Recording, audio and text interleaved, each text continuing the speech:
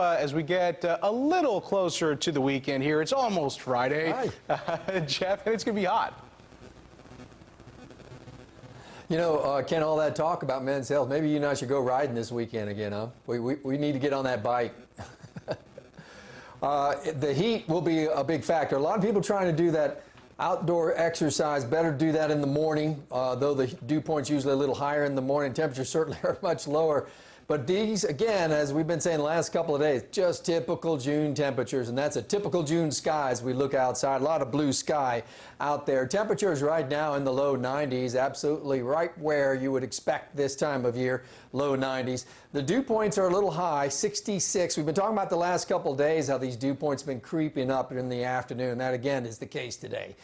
Now, the hour-by-hour forecast, we might squeeze out one more degree of temperature, get up to 93 or so, but, you know, low 90s, dipping down into the 80s by 9 o'clock. So out this evening, if you want to take that walk, you will have to deal with some humidity out there and some warm temperatures, but that is what you would expect in June in the evening hours. Okay, satellite radar view, not a lot going on around here.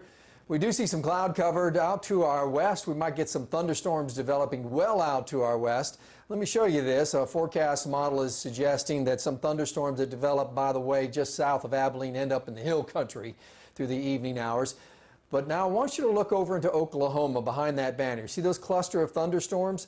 Those are going to try to make a run for us in the overnight hours. Now, they could get into the Red River counties, so Montague over to Cook County, and even down into Jack and Wise County. Some thunderstorms are possible overnight and into the early morning hours tomorrow, maybe even daybreak tomorrow. We might see some of this activity going on. Let's hope so. We could certainly use the rain, but I think all that stays away from the Metroplex. So let's talk about tomorrow. So you see that slight risk in yellow of severe weather out of 5. That's a Category 2 risk of severe weather. It does not include North Texas, but it is to our west along this dry line in a weak frontal boundary that's kind of stalled over the Texas Panhandle. What we think is that as we get in the daytime heating, some thunderstorms develop both along that front and that dry line, and in both instances, those kind of race towards North Texas. So that means that by tomorrow night and into Saturday morning, we could either have thunderstorms in our western counties, if not both, have thunderstorms in our northern counties sweeping down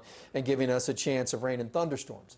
We were talking about this yesterday. There's a little bit of a shift of weather pattern, these little impulses coming down across from the central plains and hopefully teaming up with a northwest flow and a trough kind of pulling up moisture from the Gulf as those two try to sync up as they come across.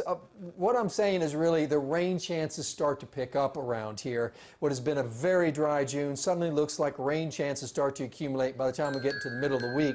Some areas could end up with over an inch of rain. We'll wait and see, but it certainly would be welcome. Not any measurable rain yet at DFW here, and we're pretty far into June. In fact, summer officially starts on Saturday. We're in the mid-90s. We're in the mid-90s Sunday, Monday. No escaping the heat, but the rain chances, oh, they go all the way up to 30% by the time we get to Wednesday. Ken, not great rain chances, but like we were saying yesterday, at least the rain chances, and they're showing up almost on a daily basis. That's good news. That is good news. We need a little bit of that. All right, Jeff. Thank you.